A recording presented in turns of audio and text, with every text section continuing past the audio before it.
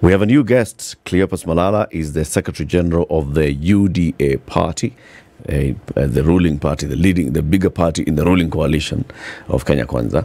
Mheshimiwa Malala, good morning. Good morning, Eric. Welcome to Kenya's biggest conversation. Yeah, thank you. That's the hot seat of the Situation Room. Yes. I see you are on brand nowadays. Everywhere you go, yellow must be, part of your attire. Yeah. People must go to recognize the color. And know that this is rangi ya chama. Yes, yeah? I'm a yellow man. You're the current yellow man. Yes. Okay, we're going to have several conversations on the political party itself that you're now leading, looking at the coalition, looking at what the political party campaigned, the platform on which it campaigned, and now that it's in government, what we are judging you by. But to welcome you to the show, CT Muga has the day's proverb. Yes, our proverbs the whole of this week come from the country of Kenya. Do not say the thing that first comes to your mind. Do not say the thing that first comes to your mind, or do not say first that thing which comes to your mind. Do not say first that thing which comes to your mind. No, do not say that the thing which comes to your mind first. Don't say it. Punctuation here. Indeed. Cleophas, when you hear that proverb, it's a Kenyan proverb. What's your interpretation of it? My interpretation is that when you are conceiving an idea, you need to give it a thought process. When you are workshopping an idea, you need to ensure that you deliberate on it deeply and consider the outcome of whatever you're going to disseminate from the thought process. And we've seen most of my colleagues in the field that I am, in the political scenario, they speak before thinking, or they think and speak immediately. You need to think, rethink, reevaluate whatever you want to say, and then you speak. Yesterday, I was a sad man when I saw the leaders who we're supposed to call responsible in this country, knowing that we are undergoing a very hard economic time in our country, calling for a presser only to issue statements that are going to make our economy go into the trenches. Remember, they said that we should start resisting certain companies. The Azimio leaders said that we should start resisting Safaricom, KCB, Radio Africa. That is very insensitive for companies which are existing in an already hard economy. You know very well that Safaricom is among the biggest employers of Kenyans. You know very well that KCB is our biggest banking institution. It is very unfortunate for a person who is on the streets claiming that he wants to liberate Kenyans from these shackles of economic imprisonment that we've had for a very long time, going against what he believes in. Because closing up Safaricom is not helping the economy of Kenya. Closing up Kenya Commercial Bank is not going to reduce the cost of living in Kenya. And therefore, leaders in this country must start thinking, then rethinking, then reevaluating themselves before they speak. It was quite an unfortunate statement from a leader of the second largest coalition in the country. He went to an extent of even saying that we should resist certain media houses where the independence of the media, if media is being attacked. Today, they're attacking Radio Africa. Tomorrow, they'll be attacking KTN. The other day, you'll find that the independence of the media will be interfered with. And therefore, it is very important for people to be told. And it's quite unfortunate that the same person who is telling us to resist a certain media house, the same person was really helped during campaigns with the media. In fact, the media is the one which helped him to be where he is right now. He is the only candidate in this country whose tallying center was hosted in a media house. And therefore, going 5 or 6 months down the line, starting to attack media just because they have not captured his desired aspirations or whatever in their platform. It was quite unfortunate for such utterances to come from a leader who has been a respected leader in this country. We ask him to withdraw such sentiments. We want to grow this economy. We want to grow this country. We are saying that we are willing to talk to each other. We are willing to exchange ideas. We were expecting recently when they said that they are going to march to State House to deliver a petition. We were eager to know the details of the petition. We also wanted to sip from their cup of wisdom. We wanted to know what is this plan that they have or they are suggesting to us to implement so that we can reduce the cost of living. So you were ready to meet them on Monday? We were ready to hear and engage them, and the president was very clear on this matter. What did he say? That he's ready to engage with any Kenyan who is willing to help the government sort out the quagmire that we experience at the moment. Was that a change of tune by the president? No, it's not a change of tune, but he insisted that we shall only do this in the precincts of the Constitution, within the boundaries of our Constitution, because we have the Constitution has provided platforms to engage. One, we can engage through the legislative arm.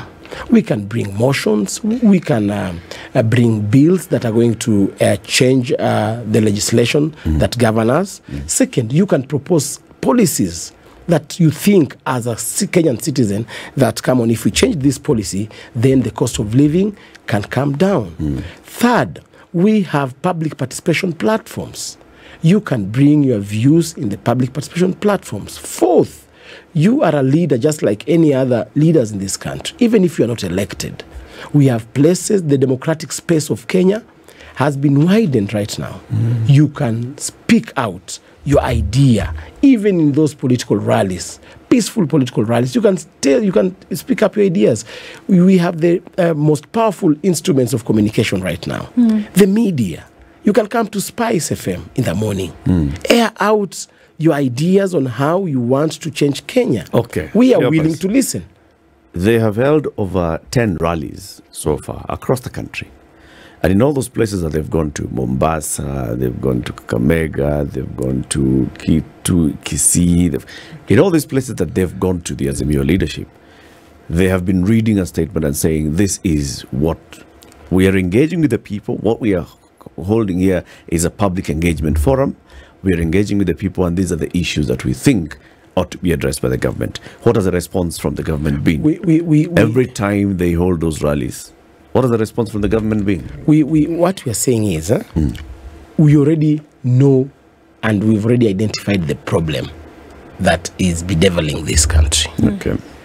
What we want is for them to tell us what is the plan. You are saying, yes, there is a high cost of living. So what are you suggesting? What measures, what specific measures are you telling us to do? Just saying that the price of unga is at 230 and you end at that, and you say you want it to drop down to 100, and you're not telling us how you're going to walk down that terrain. You're not being a solution provider. We are supposed to be solution providers.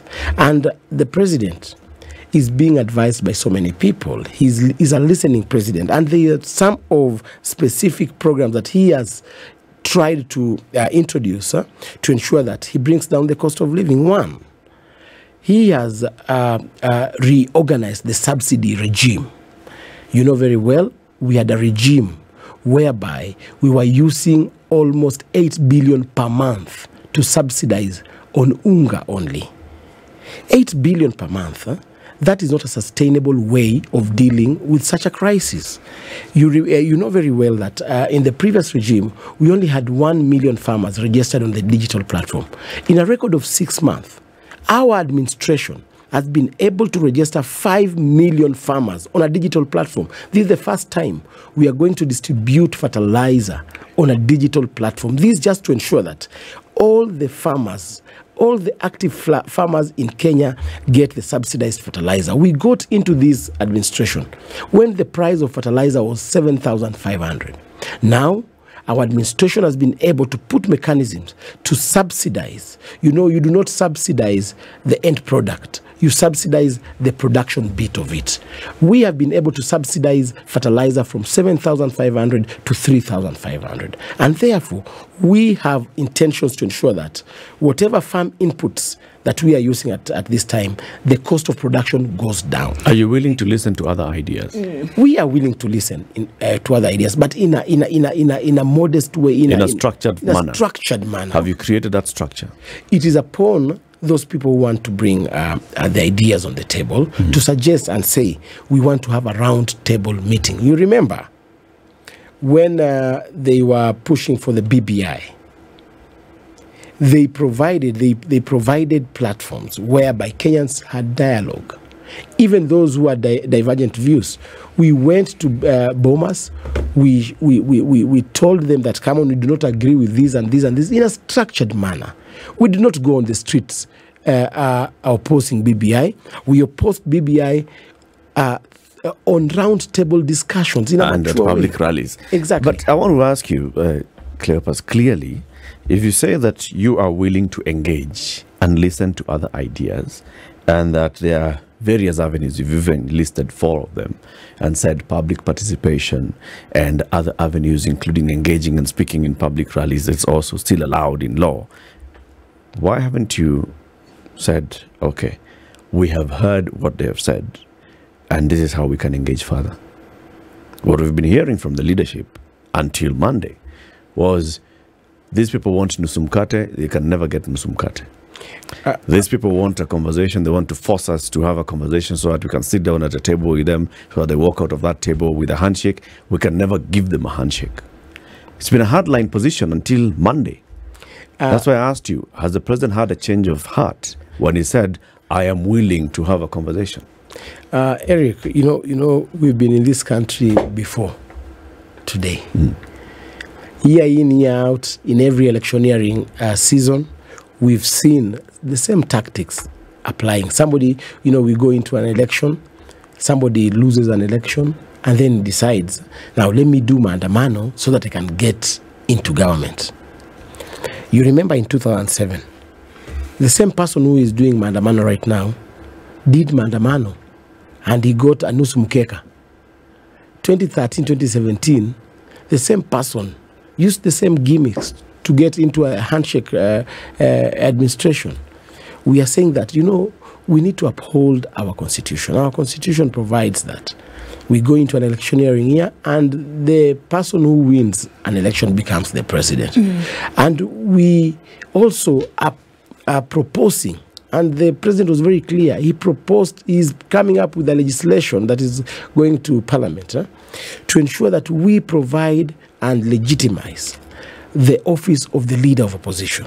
We appreciate that in a democracy like Kenya, you cannot have the government side only. We must institutionalize the office of the leader of opposition, so that whatever the leader of opposition thinks, or whatever platforms he would maybe suggest to the president, he can have it a structured engagement with the president when he has an institution called. So until the then, until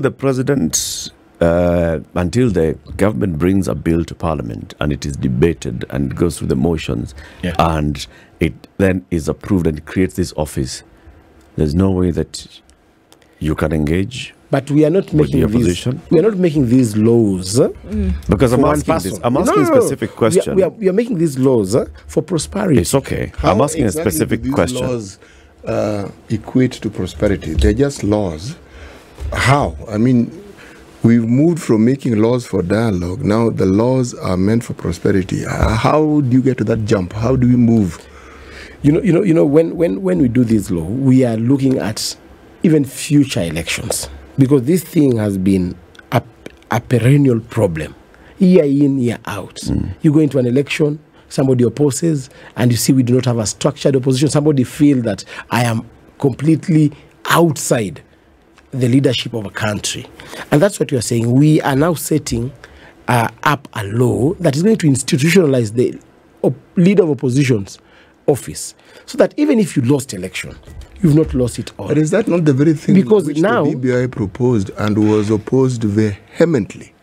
You see, the manner in which BBI was introducing it was that they wanted us to go into a referendum which was going to use billions and billions and billions of shillings. Okay. Was it that they were introducing it, or who was introducing it? That was the problem. Not necessarily. You see, we did not disagree with the BBI entirely in totality. Okay. We disagreed on certain aspects.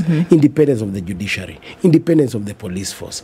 We were raising issues on certain issues. We were not just saying that the entire BBI was wrong. Okay. What we were disagreeing was, is this the correct route to use? Is this the correct timing for the nation? We said that, come on, yes, we can change these laws, but this is not the correct timing. So we were not just opposing the document because of the person who had brought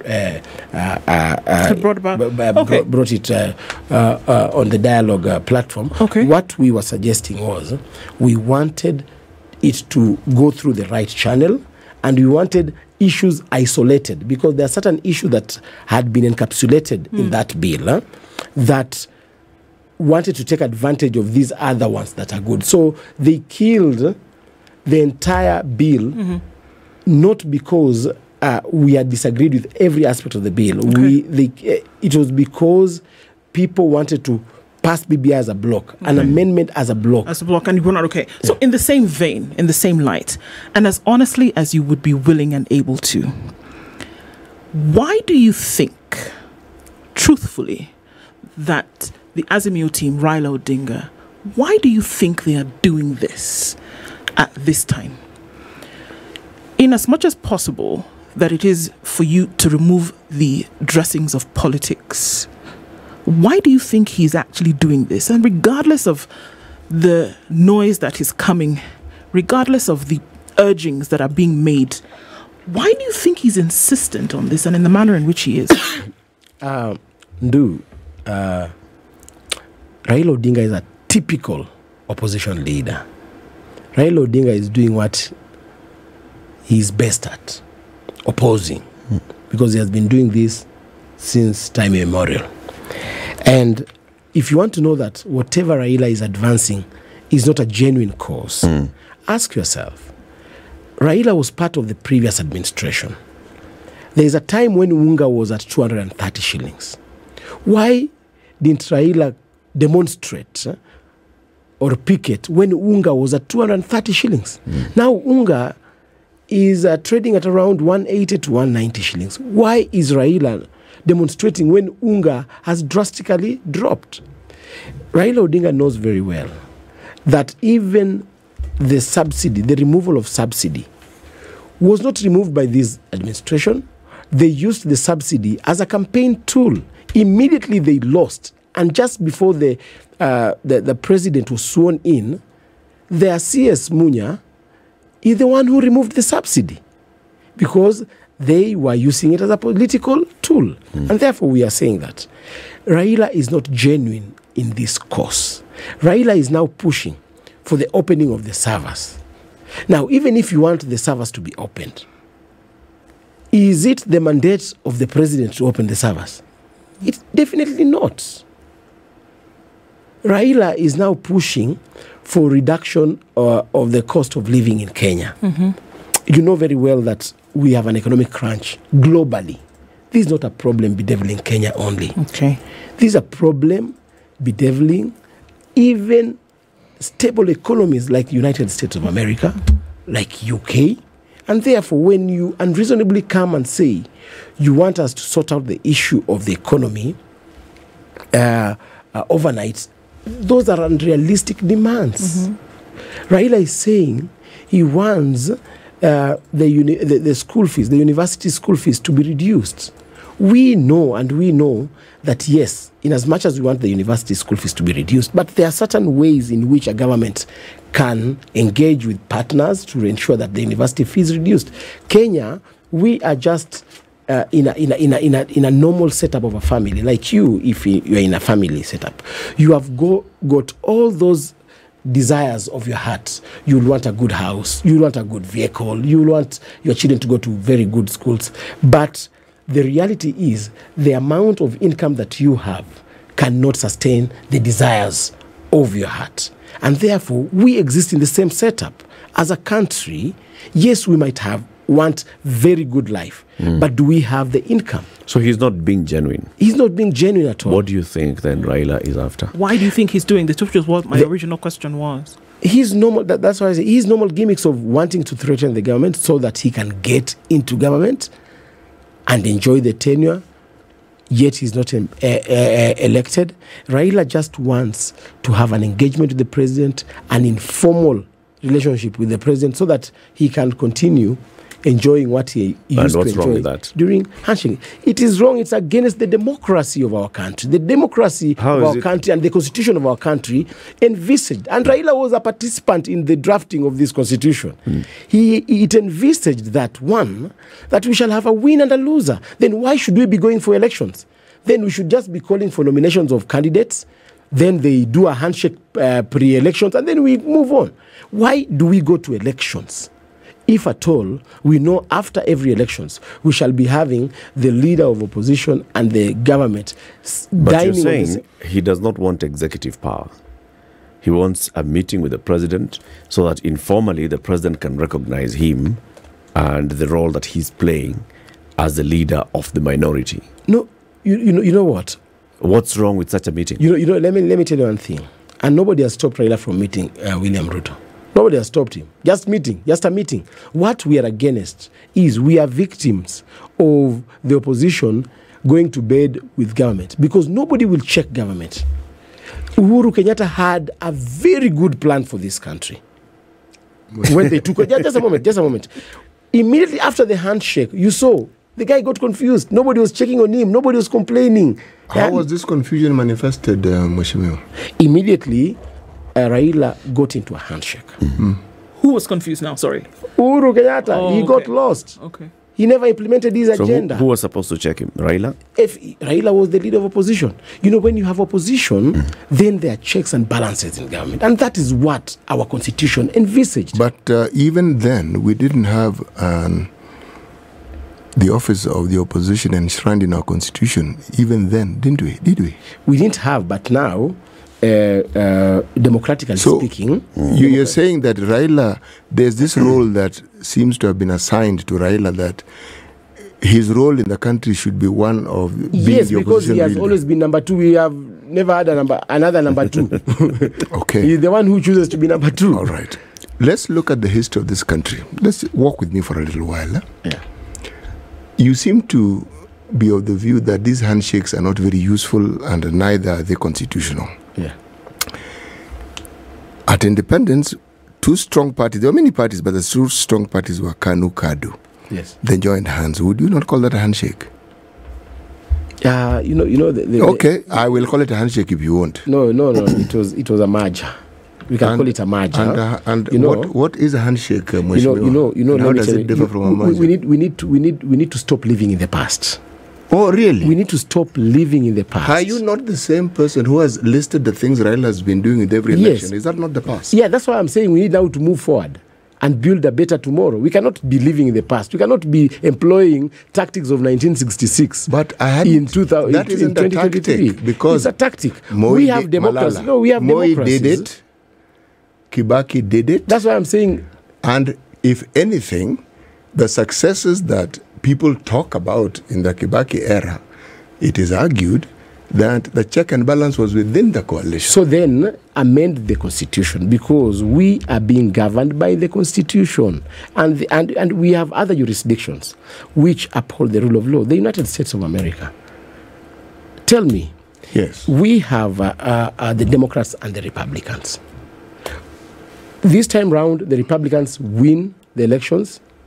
Next time, the Democrats win the election, and they move on. That's how you build a strong democracy. But the issue of collapsing, why should we then go to an election when we know that we are going to get into a handshake? So the issue here is, if we have a strong minority in parliament, yes, that's what you'd like. That's what we would like. That's why we are even and a meeting between Raila and Ruto could jeopardize those dynamics in parliament, and we want, like they did in 2018. And what we are saying is, Erica, we are willing to engage Raila in a structured manner, not in a clandestine manner the way he engaged with Uhuru. Do you have the structure in place? We have proposed a law.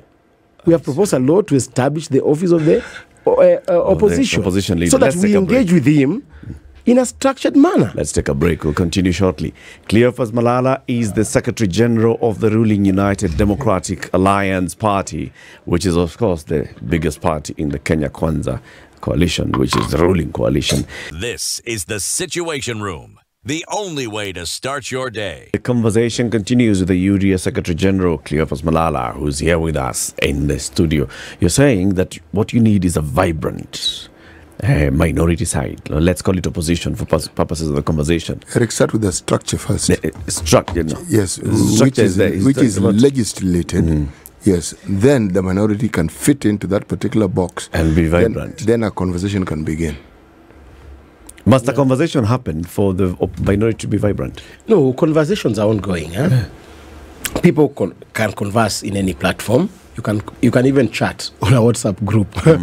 That's still categorized under a conversation. But what we are saying, for purposes of now having a structured engagement with government, an engagement which is enshrined in legislation, it is important for us so that we do not subject our opposition leaders into going to demonstrations year in, year out, into going into maandamano and getting tear gases year in, year out. We want a place whereby we shall even be having forums for the leader of the opposition addressing Parliament annually. You know, and that is how we can build a democracy. Hold on, City. Yes. Cleophas, you are a leader in the minority in Senate. Yes. For 5 years. Yes. Okay? Yes. You are in the leadership of Senate minority. Did you need Raila to have an office for you to be able to do your job? You see, we are trying to cure the problem that we have.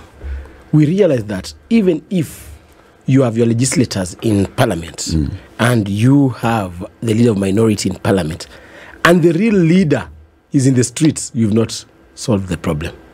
So that affected your exactly functions. because sometimes you'll see Raila as the leader, the leader of minority then did not have a platform to engage, to even bring motions, to even bring legislations, to bring his ideas to be transacted in the House in a structured manner. Okay. So what we are saying is the person who goes to an election and loses, let him become the leader of opposition and be admitted in the structures that we have proposed. And those structures is not that we are proposing alone. We are bringing them to Parliament for debate so that they go through the stages of legislation, which include first reading, pre-publication scrutiny, public participation, everything. For 5 years, Cleophas, after the handshake of 2018, the opposition leadership was not in the streets. Right? Yes. Raila did not hold any demonstration against the government. Yes. There had been a conversation with the president and they had come to an agreement that we are working for the prosperity of the country. That did not send him onto the streets. But you're saying that handshake then affected your work in Parliament. And I want to understand, how did you were elected into the Senate through ANC, which was part of the alliance NASA Alliance. You were in the leadership of the Senate. Yeah. You had your colleagues also in the National Assembly in the minority. Why didn't you do the job of oversighting, of checking government, of all those things? Was it because of the handshake? Yes, because now, when your leader is already compromised by government, he gives you direction. He gives you the party's position. You know, in Parliament is a political party's arena whereby you deal with political parties' positions. The common mwananchi was getting a raw deal. You must remember, Eric, that in the same 2018, immediately after the handshake, that is when they introduced the 8% levy on fuel levy. And that was the source of our problems as a country. The 8% fuel levy, it made the cost of fuel go up, the cost of production of goods in Kenya go up, and that was a compromise between the opposition and the government by then. If Raila was not in the handshake, he would have vehemently opposed that 8% introduction of fuel levy. That's what I'm saying. So when the opposition and government goes to bed together, then the person who loses is the common mwananchi. And therefore we are asking come on, we want to build a democracy for our coming generations. We are not doing this for Raila, we are not doing this for Malala, we are not doing this for Ruto. We are doing this for the coming generations. I'll be a proud grandfather one day to see that I participated in an engagement whereby I laid a foundation for my great-grandchildren to have a strong democratic foundation. So that in 2072, we should not be having these kinds of mandamanos on Mondays and Fridays. These are idle activities. So you're saying that when the Constitution allows for protest as a way of expressing yourself, the Constitution is idle, and the crafters of this Constitution did not understand the role that protests, marches play in the democratic process that you speak of. The drafters of our Constitution envisaged under Article 37 that we shall have peaceful demonstrations, we shall have picketing, peaceful picketing, like the one we had in South Africa. Organized. People donning in the same colors. Women singing graceful songs. Police officers aiding them and giving them water. Yes, practice your democratic right. But we saw the opposite in Nairobi. Stone throwing. It is not enshrined in the Constitution. You know very well. Looting. Yes, yes. Torching vehicles. You saw our UDA office in Kisumu. Yes. Being torched. Yes. Is that enshrined in the Constitution? No, it isn't. Yes, that's simply what we are saying. We don't want to see that we are taking advantage of the very provisions of our Constitution just to satisfy our egocentric needs. You know, I'm going somewhere with my questions here, Mheshimiwa. Yes. You see, whenever you talk about enacting laws, presenting bills, much as you don't particularly like history, and yet you are a product of history, the thing that you want to ask is, what is the trade-off? You have a situation. What we currently have in this country, the UDA government did not bring into being. You didn't bring drought. You didn't ask the rain to stop. True. The high prices existed before the UDA government came in. Yes. Now, it is the role of politicians to make promises which they know full well they can't fulfill. That we understand. But when you have a situation such as the one that we have in this country, and why I went into history, there was something I was trying to point out. This stability we keep speaking of, this position we have in East and Central Africa that we keep speaking of, part of what has helped us attain it is dialogue, the ability of people to always talk. That's why I went far back. That ability to talk and the willingness to talk, that has contributed significantly. Now, here we find ourselves. We have problems. And these problems do not distinguish whether you are UDA, Kenya Kwanza, or Azimio. They affect everybody. Would you say that the Kenya Kwanza government has provided its citizens with the hope of solutions that can solve problems that they're facing immediately? And look into, forget the future, just the medium term, today, medium term, in the future. Would you say the government has provided solutions that people can look at and say, yes, this is a solution to the problems that are bedeviling us now?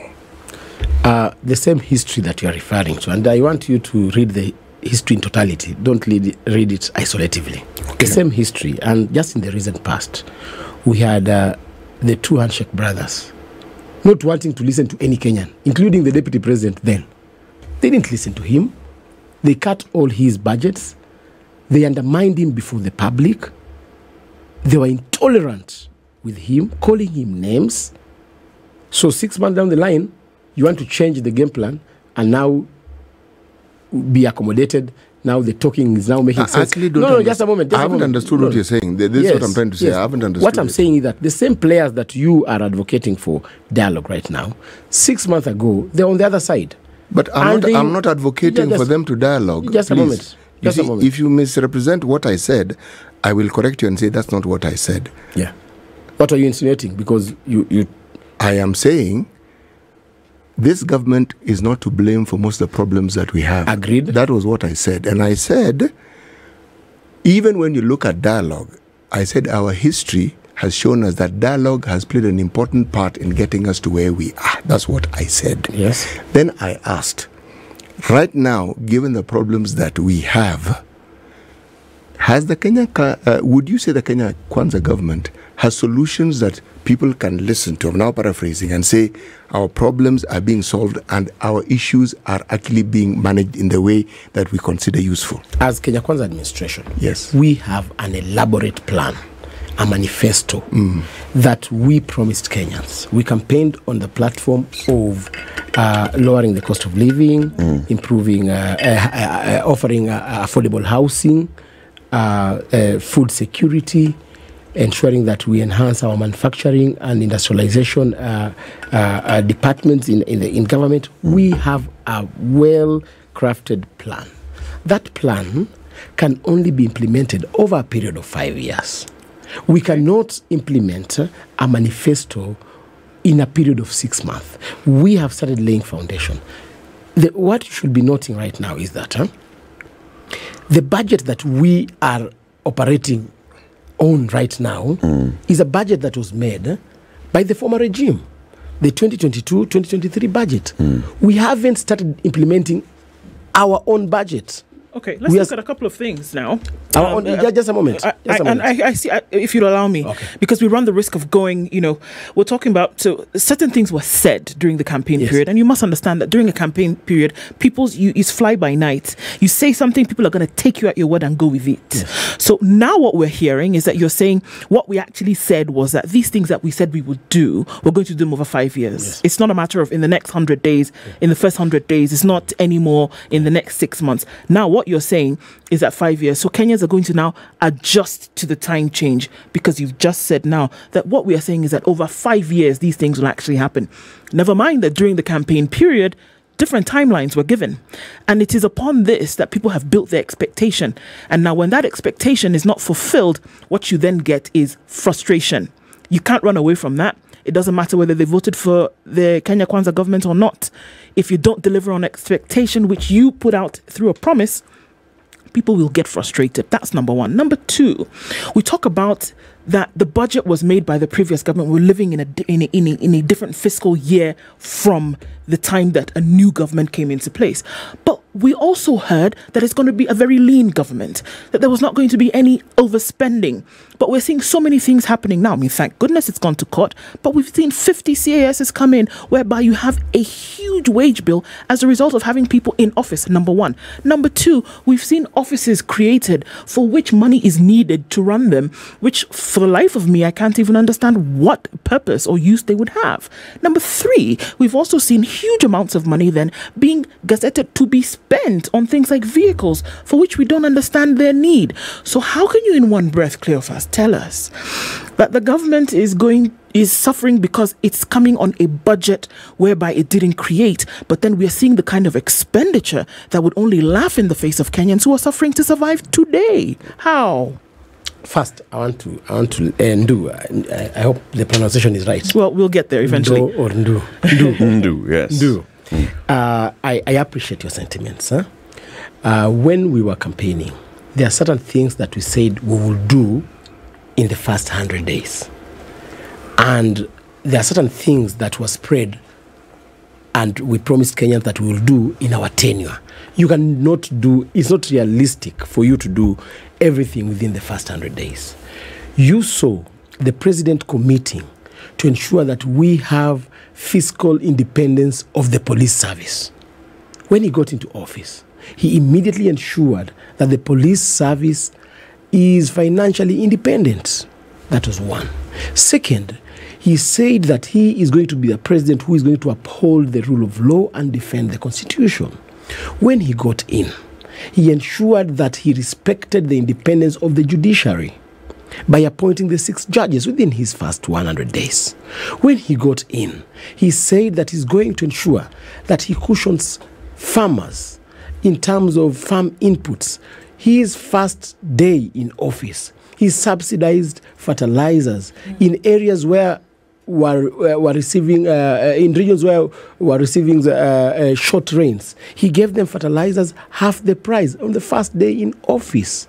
In his first 100 days, he said that he was going to create a plan that is going to ensure that we stimulate the economy using the housing project. He has started doing it. He said that he's going to ensure that we have the gender representation and going to ensure that women are recognized in this country. He has done it and he has started walking the steps. So sometimes when you... he also said he is going to run a financially disciplined government. Yes, and I want to come where to that. fiscal expenditure is going to be based on merit, on what is absolutely necessary to be spent, which is what Ndu is asking. And that's CAS is being appointed. You requested for 23, you appoint 50. Okay, you'll tell us about, these are state departments and this and the other. Okay. But then you also see these expenditures in budget. Budget to buy motor vehicles. Not that the office of the deputy president did not have motor vehicles. Not that the house of the deputy president did not have curtains and cups and spoons. These expenditures, and it's about optics. When you're spending this kind of money, and at the same time telling the hustler, you wait for 6 months. If God brings rain, then it rains, then you shall plant, then you shall harvest, then the food shall come to the market, and then you shall eat. the same 100 days. Does that speak of fiscal discipline? In his first 100 days, he promised that he's going to provide the hustlers with a fund, which he did. Coming to your point now, the issues of appointing 50 CSs. In the previous regime, Uhuru Kenyatta did not use any law to appoint CSs. He woke up in the morning and says, we are going to have a cabinet administrative secretary's position. He appointed 29. This time round, William Ruto, being a person who upholds the rule of law, he decided to use the structures in government, and that is the institutions in government, that is the Parliamentary Service Commission, the Public Service Commission, I mean, to do a public participation and advertise for the position of the Cabinet Administrative Secretary. Public participation was carried out. So does that justify the number? Just a moment. Kenyans gave views. I'm sure you did not give your view. I'm not Kenyan. Or whatever, but now we're talking about... On a light note, yes. But okay. Yeah. The Kenyans gave their views. They submitted their views. Mm-hmm. The Public Service Commission...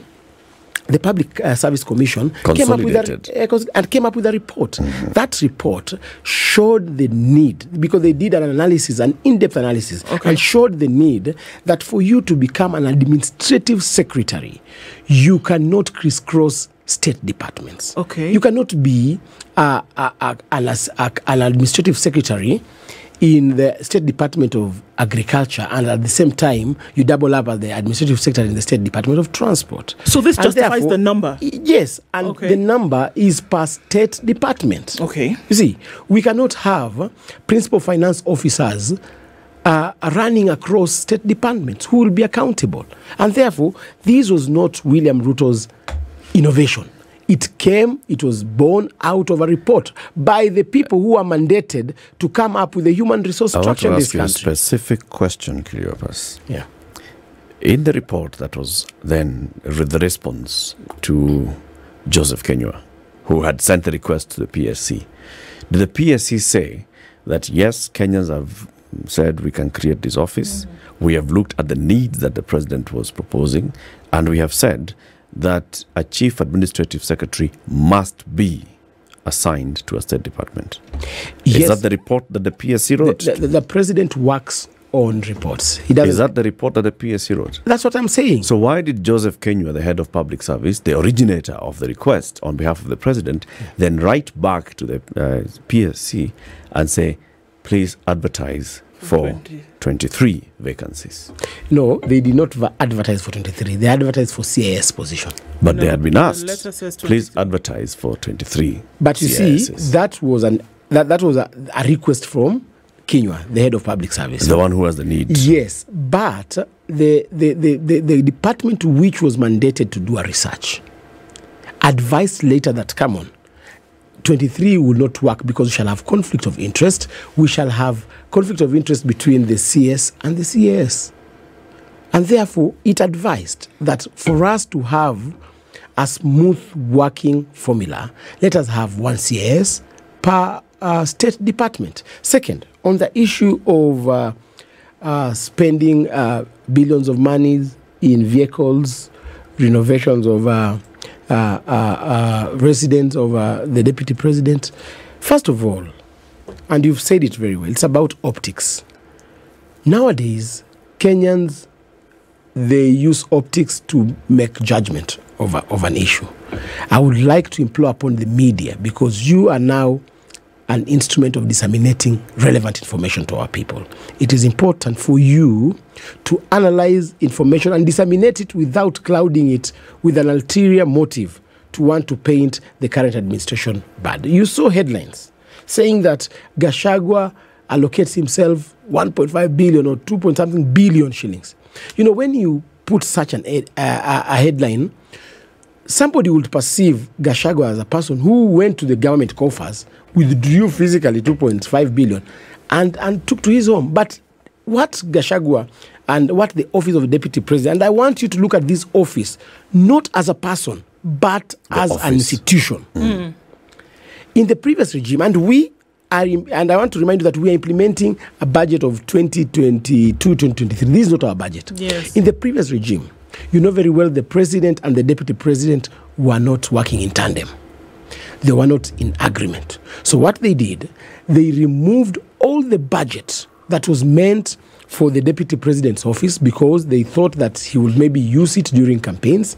They did a supplementary budget and removed everything from the office of the deputy president. William Ruto was using his personal money even to fuel government vehicles. His staff were not being paid.